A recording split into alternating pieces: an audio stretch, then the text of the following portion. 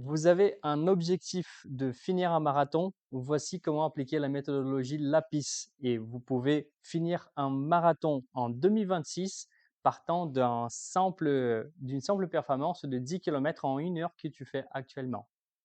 Voici comment ça commence le remplissage de ces tableaux. On commence par remplir les champs la vision. La vision, c'est la direction stratégique que tu veux arriver. Pas forcément connaître l'adresse spécifiquement, mais dans quelle direction tu souhaites avancer. Là, pour notre cas, c'est finir un marathon. Notez que je ne connais pas encore à ces stades-là quel marathon précisément, quelle est la date. La seule chose que je sais, c'est que je veux finir un marathon. Et l'intérêt principal de cette première étape, c'est de savoir pourquoi je veux faire un marathon. Donc, pour cela, on peut utiliser la technique de 5 pourquoi pour trouver la cause racine. Dans notre cas ici, c'est la motivation. Pour quelle raison je veux finir un marathon? Et on peut arriver très rapidement à une conclusion, par exemple, que c'est une histoire de accomplissement personnel. Accomplissement personnel. Ou alors, tout simplement, pour se dépasser, pour monter en confiance en soi. Donc, il y a différentes raisons. À chacun, vous allez pouvoir identifier quelle est votre motivation, la cause racine pour laquelle vous vous donnez ce challenge, ce défi de finir un marathon. Dans tous les cas, ça reste un challenge quand même très, très important.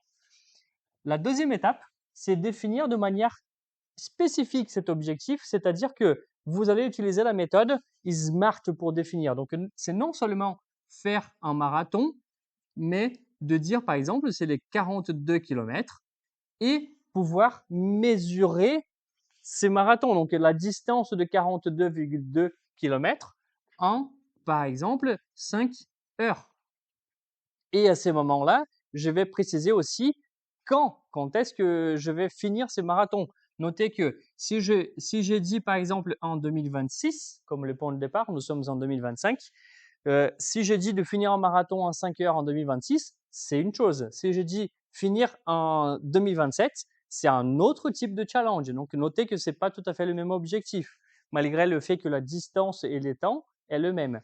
Et parce qu'on parle d'un objectif sur un horizon de 1 an, c'est important aussi de préciser quel mois. Est-ce qu'on parle de janvier ou décembre? Parce que ces 11 mois d'écart peuvent être très importants et avoir un impact significatif dans votre objectif. Donc, je vais ici utiliser le mois de octobre. Juste à titre d'information, j'enregistre en fin octobre cette vidéo.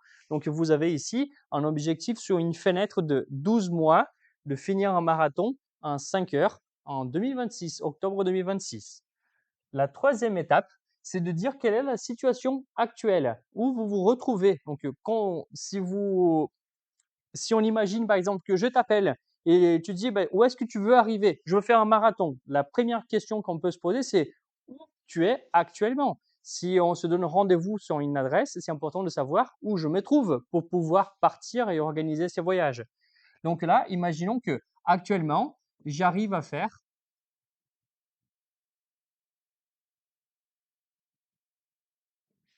10 km en 1 heure. Ouais, ça, imaginons, c'est la situation de départ. Donc, actuellement, j'arrive à faire 10 km en 1 heure et mon objectif, c'est de pouvoir faire un marathon, soit 42 km, en 5 heures d'ici octobre 2026, d'ici 12 mois.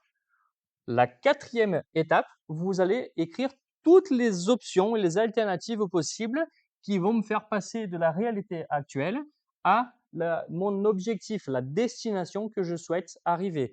Pour cela, il y en a une première technique que je vous encourage énormément, c'est d'utiliser n'importe quelle intelligence artificielle, ChatGPT, Gemini, peu importe, vraiment, il y en a toutes les IA qui connaissent très bien ces systèmes. La technique, elle s'appelle Vision Grow. On vient de faire les 3 premières lettres, enfin les 4 premières étapes, c'est de définir la vision stratégique, la direction, le goal, l'objectif, la réalité actuelle, et ensuite de demander à ChatGPT quelles sont les 20 options qui vont m'aider à passer de la réalité actuelle à mon objectif SMART. Si vous faites ça, vous allez voir que le cadrage le prompt, si vous voulez, de l'IA va vous donner immédiatement autant d'options que vous souhaitez. Plus vous donnez de précision par rapport à la réalité actuelle de votre performance, plus les options seront pertinentes. Donc, forcément, dans ces options, on va avoir comme par exemple l'aspect hydratation. Est-ce que je m'hydrate correctement pour me préparer pour un marathon? La nutrition, tout ça, ça fait partie des éléments en fait qui vont collaborer, qui vont coopérer à passer d'une performance X à une performance Y dans l'avenir. Il y en a d'autres éléments aussi. Quel est le volume d'entraînement? C'est-à-dire volume de combien de heures d'entraînement je fais par jour, par semaine, par mois. D'ici là, il faut que je m'entraîne. On parle aussi combien de séances d'entraînement. Si vous voulez, non seulement, donc ça c'est en nombre, non seulement c'est important de faire une séance par exemple de 2 heures, mais aussi faire, il y a d'autres aspects comme 2 séances d'1 heure chacune vont coopérer aussi. Donc il y a forcément un équilibre entre combien de temps je fais et combien de séances. Aucun intérêt de faire une séance de 24 heures, donc de passer un jour à fond, ou alors de faire 24 sessions de 10 minutes. Ça ne va pas vous apporter non plus grand-chose vis-à-vis de cet écart de la réalité actuelle à votre objectif. Et ainsi de suite. Vous pouvez utiliser différentes options. Plus vous avez des options, plus vous pouvez faire la gestion qu'on appelle, c'est-à-dire le choix. Et la dernière étape, donc le W, c'est un acronyme de l'anglais, de oui ou de choisir.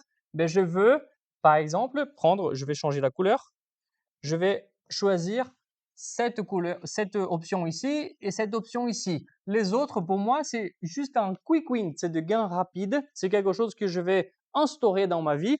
Donc, je vais voir un diététicien, par exemple, pour voir si je mange correctement. Je vais assurer que je bois 2 litres d'eau par jour en moyenne pour que je puisse être bien hydraté de manière constante.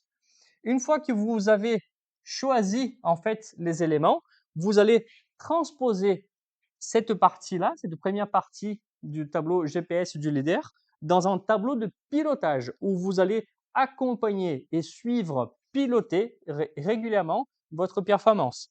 Donc, vous commencez par transposer votre objectif SMART sur le OKR, Objective and Key Results, c'est-à-dire le résultat souhaité. Sachez que vous n'allez pas avoir le contrôle, la main totalement sur l'objectif. C'est quelque chose que je souhaite avoir. Donc, pour cela, vous dites, je veux faire le 42 km en 5 heures. Vous mettez le résultat souhaité, en l'occurrence la distance. Et ensuite, vos choix, vous transposez hop, ici, c'est-à-dire le volume en heures, combien d'heures par mois vous souhaitez faire et le nombre de séances.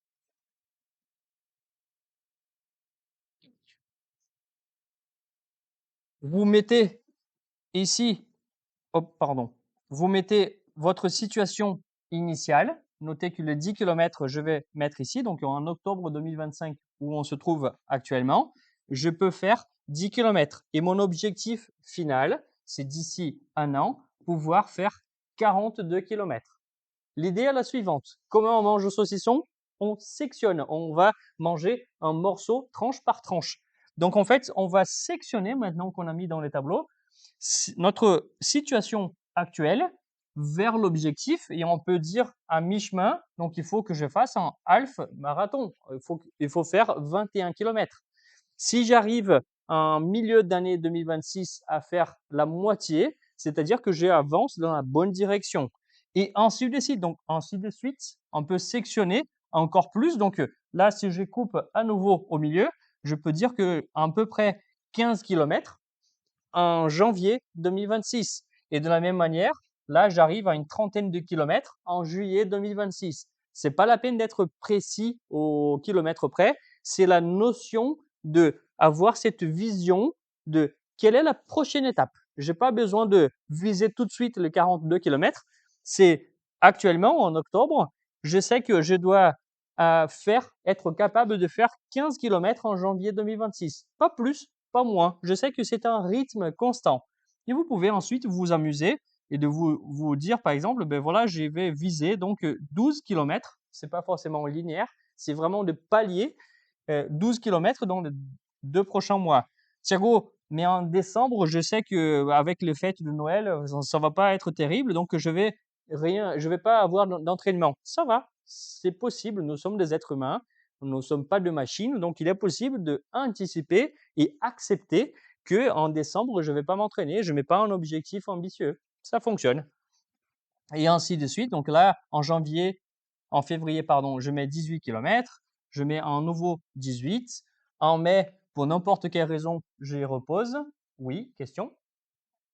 Est-ce que si on prend du retard, par exemple en décembre, est-ce qu'on doit travailler plus pour rattraper l'objectif ou est-ce que ça n'a pas forcément d'incidence en fonction de notre planning qu'on s'est fixé? Pas nécessairement. Je vais expliquer à la fin que nous pouvons en fait avoir un retard ici, c'est-à-dire un indicateur qui est dans le rouge, qui dérive, et de pouvoir continuer notre entraînement naturellement. Ça fait partie des statistiques et ce qu'on appelle la loi normale. C'est naturel, c'est normal que ça dérive. Ce qui serait étonnant, c'est que on arrive à faire exactement ce qu'on a planifié. Là, c'est encore plus impactant. Merci pour la question. Ensuite, vous pouvez dire, ben voilà, 25, 35, et un mois avant le marathon, ben je vais pas exagérer, je vais même me donner un objectif, imaginons, aller de 15 km, juste pour assurer que je garde un bon rythme pour me préparer et avoir de l'énergie au marathon. Je vous rappelle que si vous vous lancez à faire un marathon avant votre objectif, ben vous risquez de consommer l'énergie de la préparation que vous avez fait et de ne pas réussir ou de ne pas finir le marathon. Donc, ce n'est pas forcément linéaire. C'est juste un exemple ici. Ensuite, quelle est la proposition d'entraînement, volume et nombre de séances? À titre de simplification et de conseil aussi, en ayant cette expérience, partant de zéro jusqu'à un marathon que je suis capable de faire aujourd'hui, en fait, je n'ai pas fait quelque chose d'extraordinaire. Je me suis donné comme objectif juste 10 séances et 10 heures par mois d'entraînement. Et forcément, parfois ça dérive, j'arrive à faire des séances plus longues, parfois j'arrive pas à faire le nombre de séances, parfois je suis très inspiré, de sorte que nous avons en fait différentes, différents résultats à chaque mois. 10, 10, 10. Donc là, je vais, à la limite, le mois X, je vais m'entraîner moins pour faire une seule séance. Et hop, ça sera tout simplement une séance de 5 heures qui est exactement ce qui correspond à mon objectif. Donc, je vais faire le marathon en 5 heures. C'est tout ce que je vais faire. Ensuite, on va passer à la partie pilotage. Qu'est-ce que ça veut dire la partie pilotage? Tous les mois, à la fin, ou plutôt au début, pardon, de chaque mois, vous allez mesurer, vous allez constater est-ce que vous avez obtenu le résultat souhaité. Donc, imaginons que le premier mois, quand je me suis donné cette feuille de route, j'ai dû faire 8 heures au lieu de 10. Et je fais les 10 séances. Donc ça va, et j'ai obtenu les 10 km. Donc je fais 10 km lors d'une séance, une petite heure. Mais bon, les indicateurs ici, ils sont pas forcément, je vais mettre un code couleur ici, différent. Donc le rouge-vert, ce qui va représenter pour nous.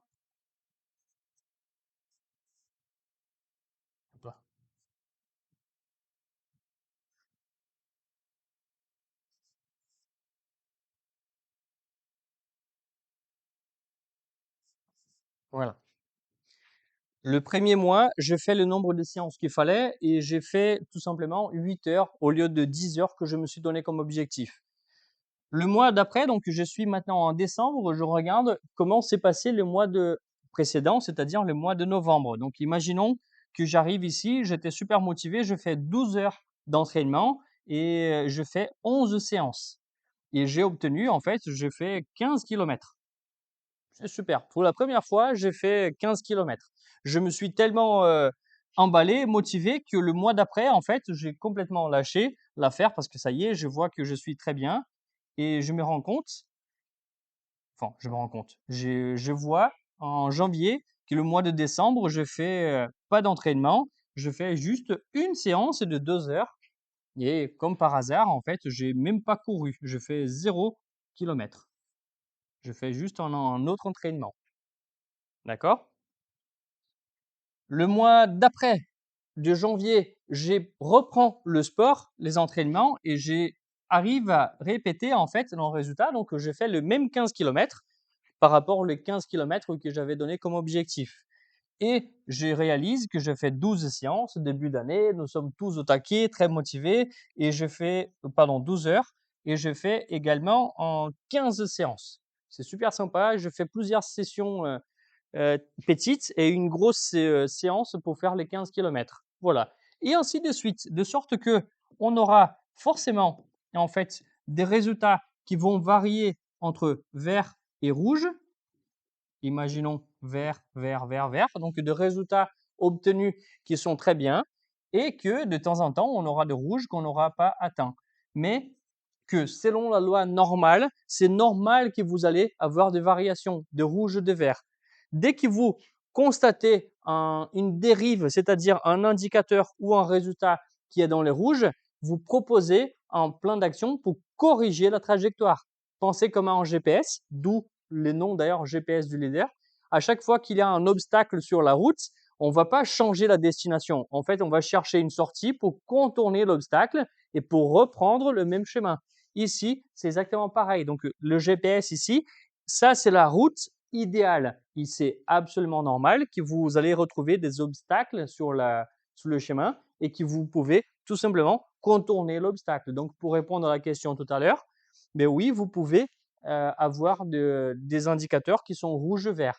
Ce qui n'est pas normal ou qui n'est pas un bon signe, c'est d'avoir tout le temps du rouge partout. Je me suis trompé ici dans les repères, mais si vous voyez que ces infos-là, que vous avez tout le temps du vert, vert, vert, vert, vert, vert, vert, vert partout, ben c'est un indice en fait que votre objectif, il n'est pas forcément smart, c'est-à-dire le A de ambition, spécifique, mesurable, ambitieux, il est en fait, il n'est pas du tout ambitieux pour vous parce qu'il est trop réaliste. Donc en fait, c'est quelque chose que vous arrivez déjà à peine. Imaginez, aujourd'hui, je suis capable de faire un marathon en 3 heures. Donc c'est inutile, enfin il n'y a pas d'ambition de se donner comme objectif faire un marathon en 5 heures. Je vous souhaite un bon courage, n'hésitez pas à partager avec moi, je pourrai réviser et vous donner des conseils plus précis à propos de votre feuille de route pour finir le marathon 2026 et on se voit peut-être au marathon de Paris, de Toulouse ou d'autres marathons que je vais participer aussi en 2026. À bientôt. Polyglotte, 42 pays visités, un brevet déposé. C'est pas du hasard, c'est du lean. Teste le GPS du leader. Parce que le temps, on le trouve pas, on le gère.